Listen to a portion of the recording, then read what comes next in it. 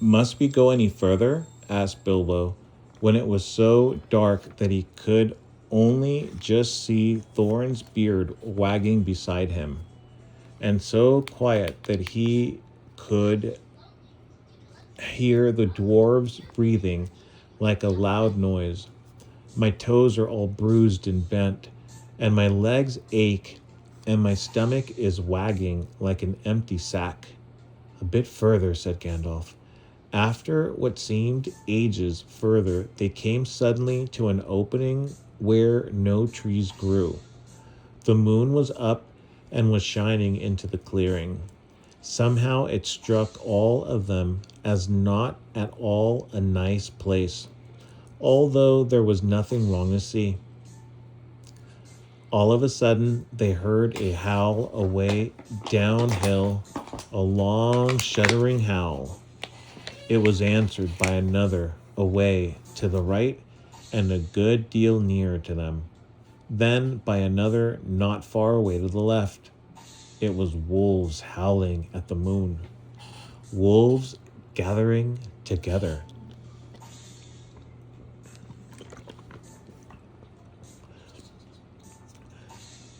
There were no wolves living near Mr. Baggins' hole at home, but he knew that noise. He had had it described to him often enough in tales. One of his elder cousins on the Took side, who had been a great traveler, used to imitate it to frighten him. To hear it out in the forest under the moon was too much for Bilbo. Even magic rings are not much use against wolves, especially against the evil pack that lived under the shadow of the goblin-infested mountains, over the edge of the wild, on the borders of the unknown. Wolves of that sort smell keener than goblins, and do not need to see you to catch you. What shall we do? What shall we do? He cried. Escaping goblins to be caught by wolves, he said, and it became a proverb, though we now say, out of the frying pan into the fire, in the same sort of uncomfortable situation. Up the trees, quick, cried Gandalf, and they ran to the trees at the edge of the glade, hunting for those that had branches fairly low, or were slender enough to swarm up.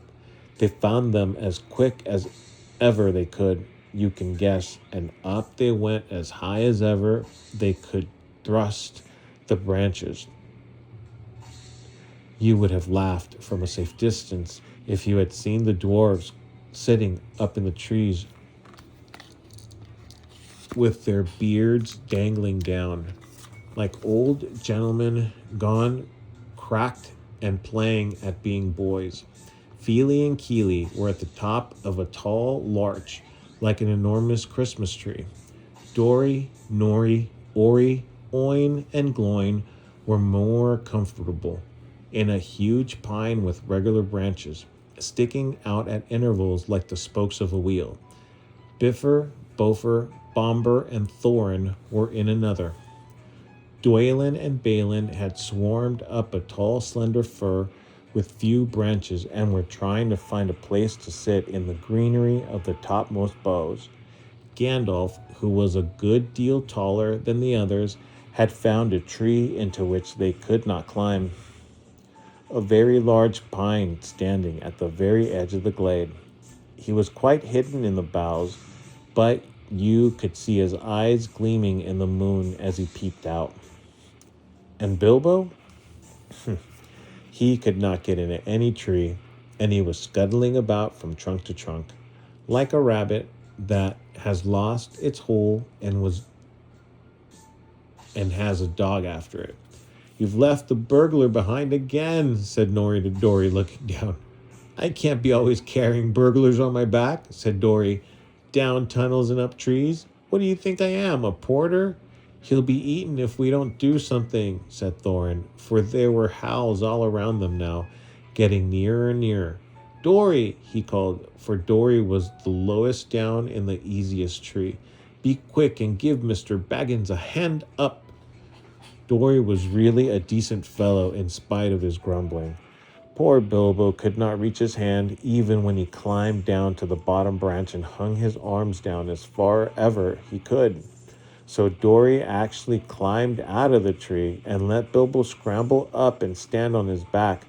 Just at that moment, the wolves trotted howling into the clearing. All of a sudden, there were hundreds of eyes looking at them. Still, Dory did not let Bilbo down. He waited till he had clambered off his shoulder into the branches, and then he jumped for the branches himself, only just in time. A wolf snapped at his cloak as he swung up and nearly got him. In a minute, there was a whole pack of them yelping all around.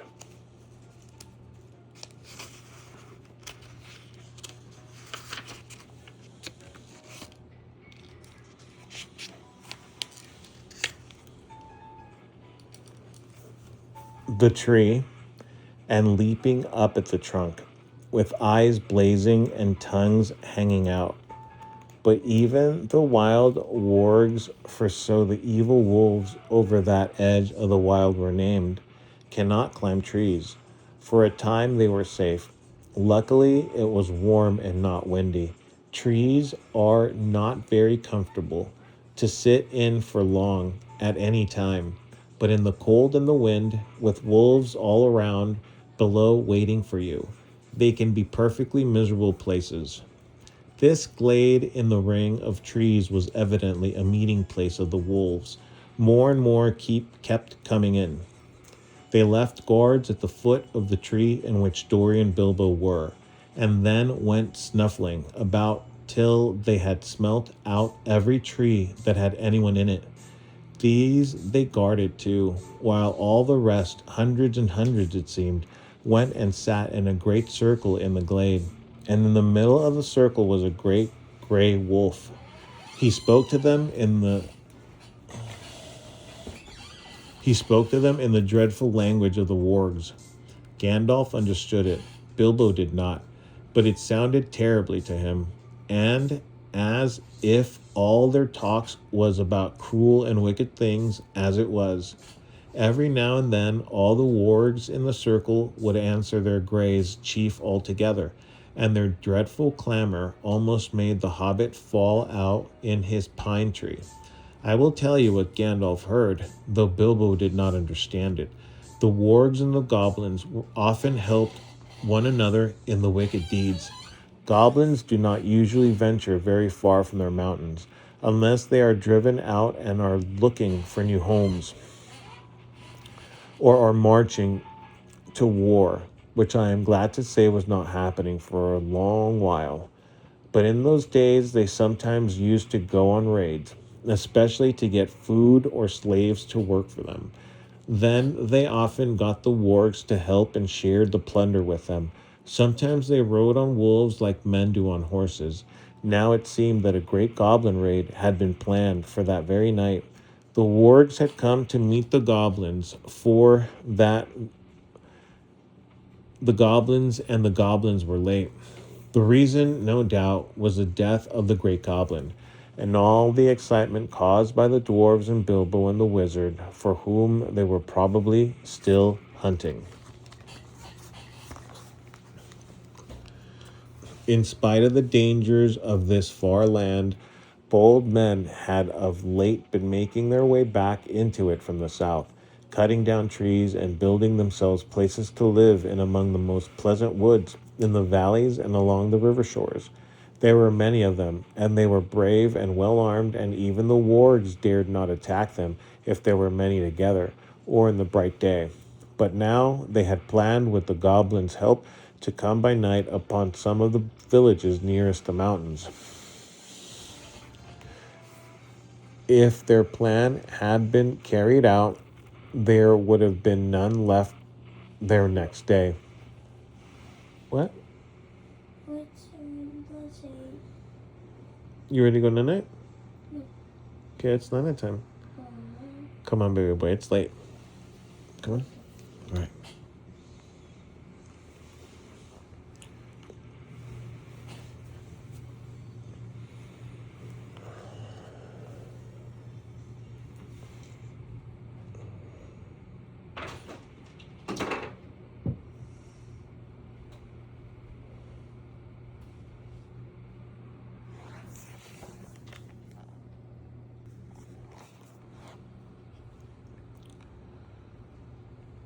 There were many of them, and they were brave and well armed, and even the wargs dared not attack them if there were many together or in the bright day. But now they had planned with the goblins' help to come by night upon some of the villages near the mountains. If their plan had been carried out, there would have been none left there next day. All would have been killed except for the few the goblins kept from the wolves and carried back as prisoners to their caves. This was dreadful talk to listen to, not only because of the brave woodmen and their wives and children, but also because of the danger which now threatened Gandalf and his friends. The wargs were angry. Wait, Gandalf is with Bilbo Baggins? Yeah, remember Bilbo found everyone, remember? Oh, yeah. Yeah. Gollum wasn't that nice. That's right.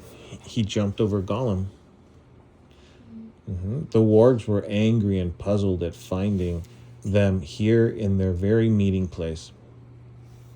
They thought they were friends of the woodmen and were coming to spy on them and would take news of their plans down into the valleys.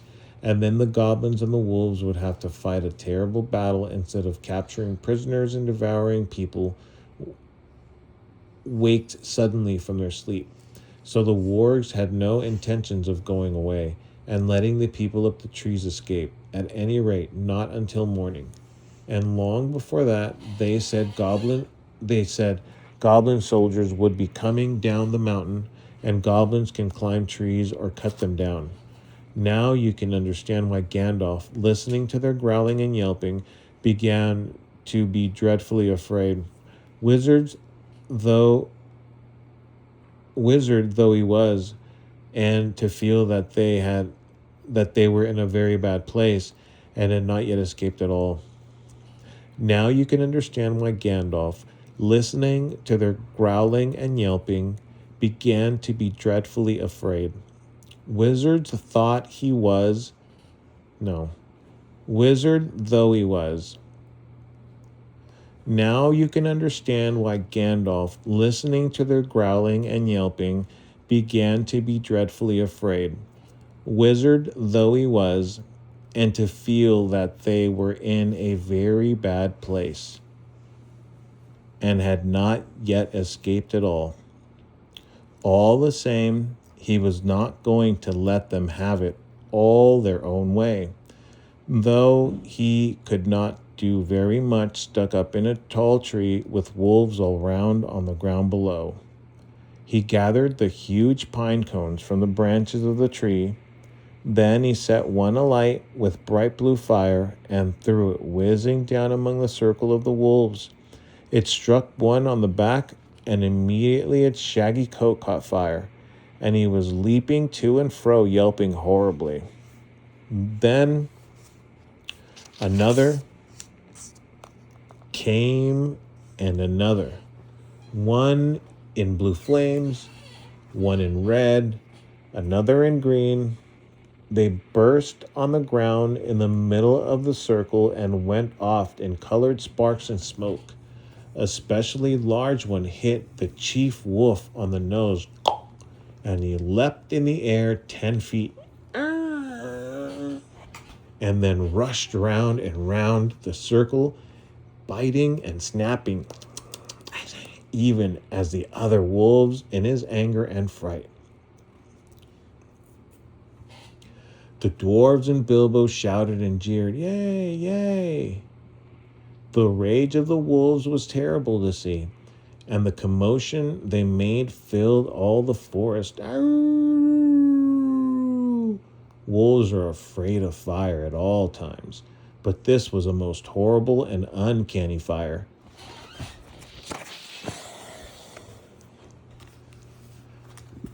If a spark got in their coats, it stuck and burned into them, and unless they rolled over quick, they were soon all in flames.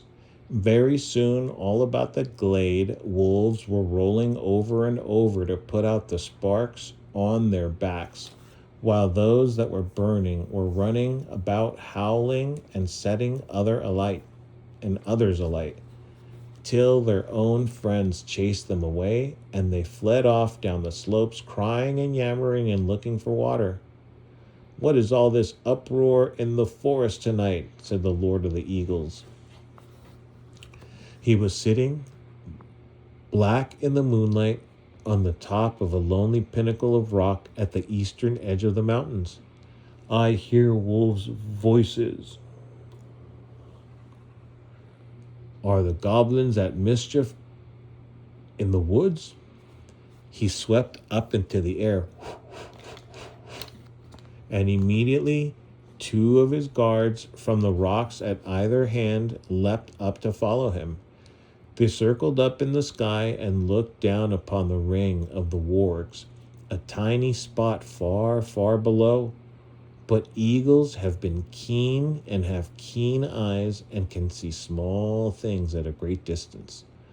The Lord of the Eagles of the Misty Mountain had eyes that could look at the sun unblinking and could see a rabbit moving on the ground a mile below, even in the moonlight. So though he could not see the people in the trees, he could make out the commotion among the wolves and see the tiny flashes of fire and hear the howling and yelping come up faint from far beneath him. Also, he could see the glint of the moon on goblin spears and helmets, as long lines of the wicked folk crept down the hillsides from their gates and wound into the wood. Eagles are not kindly birds. Some are cowardly and cruel. But the ancient race of the northern mountain were the greatest of all birds. They were proud and strong and noble-hearted. They did not love goblins or fear them when they took any notice of them at all, which was seldom, for they did not eat such creatures. They swooped on them and drove them shrieking back to their caves and stopped whatever wickedness they were doing. The goblins hated the eagles and feared them, but could not reach their lofty seats drive them from the mountains. Tonight the Lord of the Eagles was filled with curiosity to know what was afoot. So he summoned many other eagles to him, and they flew away from the mountains, and slowly circling ever round and round they came down toward the ring of the wolves and meeting place of the goblins. A very good thing, too. Dreadful things had been going on down there. The wolves that had caught fire and fled into the forest had set it alight in several places. It was high summer, and on the eastern side of the mountain there had been little rain for some time. Yellowing bracken, falling branches, deep piled pine needles, and here and there dead trees were soon in flames. All round and clearing of the wargs, fire was leaping, but the wolf guards did not leave the trees. Maddened and angry, they were leaping and howling round the trunks, and cursing the dwarves in their horrible language, with their tongues hanging out, and their eyes shining as red and fierce as the flames. Then suddenly goblins came running up, yelling. They thought a battle with the woodmen was going on, but they soon learned what had really happened. Some of them actually sat down and laughed. Others waved their spears and clashed the shafts against their shields. Goblins are not afraid of fire, and they soon had a plan which seemed to them most amusing. Some got all the wolves together in a pack. Some stacked fern and brushwood round the tree trunks. Others rushed around and stamped and beat and stamped until nearly all the flames were put out. But they did not put out the fire nearest to the trees where the dwarves were. That fire they fed with leaves and dead branches and bracken. Soon they had a ring of smoke and flames all around the dwarves, a ring which they kept from spreading outward, but it closed in slowly, till the running fire was licking the fuel piled under the trees. Smoke was in Bilbo's eyes. He could feel the heat of the flames, and though the wreck and reek, he could see the goblins, and through the reek, he could see the goblins dancing round and round in a circle like people around a midsummer bonfire. Outside the ring of dancing warriors with spears and axes stood the wolves at a respectful distance, watching and waiting. He could hear the goblins beginning a horrible song. 15 birds in 5 fir trees, their feathers were fanned in a fiery breeze, but funny little birds, they had no wings. Oh, what shall we do with funny little things? Roast them alive or stew them in a pot, fry them, boil them, and eat them hot. Then they stopped and shouted, "Fly away, little bird, fly away if you can. Come down, little bird, or you will get roasted in your nest. Sing, sing, little bird, why don't you sing?" "Go away, little boys," shouted Gandalf in answer. "It isn't bird nesting time. Also, naughty little boys that play with fire get punished." He said it to make them angry, and to show them he was not frightened of them. Though, of course, he was, wizard though he was. But they took no notice, and they went on singing. "Burn, burn, trees and fern, shrivel and scorch, a fizzling torch to light the night for our delight. Ya-hey, ya-hey. Bake and toast 'em, fry 'em and roast 'em, till beards blaze and eyes glaze, till hair smells and skin cracks, fat melts and bones black in cinders lie beneath the sky. So dwarves shall die and light the night for our delight. Ya-hey, ya-hari, hey, ya-hey." And with that ya-hoy, the flames were under Gandalf's tree. In a moment it spread to the others, the bark caught fire, the lower branches crackled. Then Gandalf climbed to the top of his tree. The sudden splendor flashed from his wand like lightning, as he got ready to spring down from on high right among the spears of the goblins. That would have been the end of him, though he would probably have killed many of them as he came hurtling down like a thunderbolt. But he never leapt.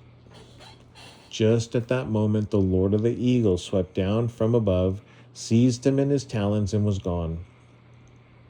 There was a howl of anger and surprise from the goblins. Loud cried the Lord of the Eagles, to whom Gandalf had now spoken. Back swept the great birds that were with him, and down they came like huge black shadows. The wolves yammered and gnashed their teeth, the goblins yelled and stamped with rage, and flung their heavy spears in the air in vain. Over them swooped the eagles. The dark rush of their beating wings smote them to the floor or drove them far away. Their talons tore at goblin faces. Other birds flew to the treetops and seized the dwarves, who were scrambling up now as far as they ever dared to go. Poor little Bilbo was very nearly left behind again. He just managed to catch hold of Dory's leg as Dory was borne off.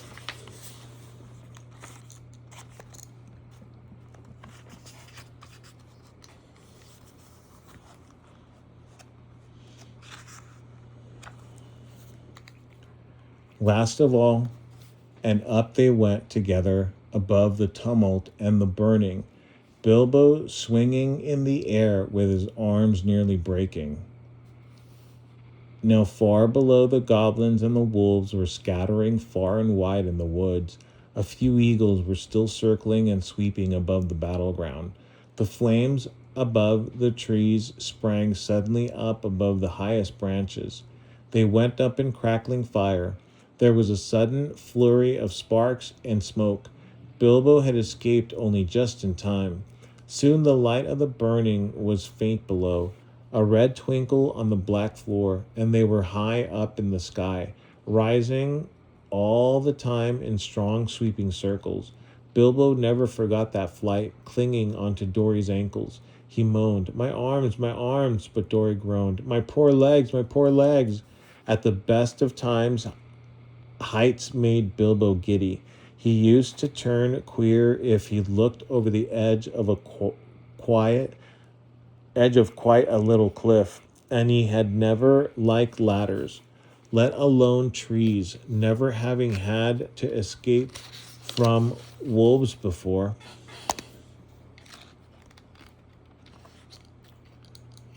So you can imagine how his head swam now when he looked down between his dangling toes and saw the dark lands opening wide underneath him, touched here and there with the light of the moon on a hillside rock of a stream in the plains. The pale peaks of the mountains were coming nearer, moonlight and moonlit spikes of rock sticking out of black shadows. Summer or not, it seemed very cold. He shut his eyes and wondered if he could hold on any longer. Then he imagined what would happen if he did not. He felt sick. The flight ended only just in time for him. Just before his arms gave way, he loosed Dory's ankles with a grasp and fell onto the rough platform of an eagle's eyrie. There he lay without speaking, and his thoughts were a mixture of surprise at being saved from the fire and fear lest he fall off that narrow place into the deep shadows on either side.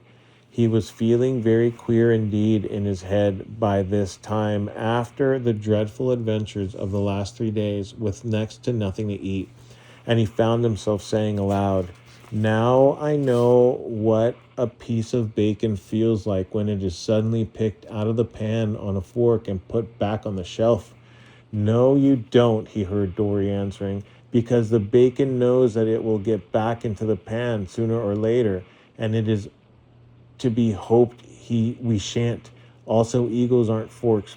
"Oh no, not a bit like storks. Forks, I mean," said Bilbo, sitting up and looking anxiously at the eagle who was perched close by. He wondered what other nonsense he had been saying, and if the eagle would think it's rude. You ought not to be rude to an eagle when you are only the size of a hobbit and are up in his eyrie at night. The eagle only sharpened his beak on a stone and trimmed his feathers and took no notice. Soon another eagle flew up. "The Lord of the Eagles bids you to bring your prisoners to the great shelf," he cried, and was off again. The other seized Dory in his claws and flew away with him into the night, leaving Bilbo all alone. He had just the strength to wonder what the messenger had meant by prisoners, and to begin to think of being torn up for supper like a rabbit when his own turn came.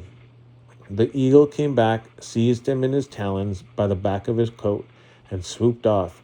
This time he knew only a short way, and flew only a short way. Very soon Bilbo was laid down trembling with fear, on a wide shelf of rock on the mountainside. There was no path down onto it save by flying, and no path down off it except by jumping over a precipice. There he found all the others sitting with their backs to the mountain wall. The Lord of the Eagles was also there and was speaking to Gandalf. It seemed that Bilbo was not going to be eaten after all. The wizard and the Eagle Lord appeared to know one another slightly.